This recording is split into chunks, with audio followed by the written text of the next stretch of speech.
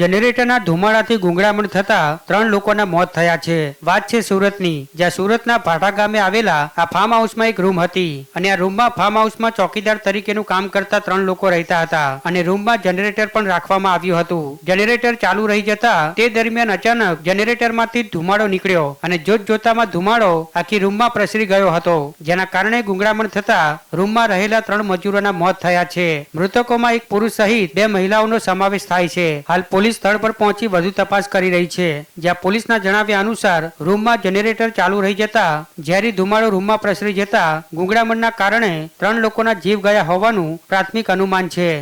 પીસીઆરને call લાગેલો કે અહીં રૂમમાં 3 જણા મરણ ગયેલ છે। ભાટા ગામની સીમમાં ક્રિકેટ બોક્સ અને ખેતર આવેલું છે। ખેતરમાં આ લોકો ચોકીદારી કરતા હતા।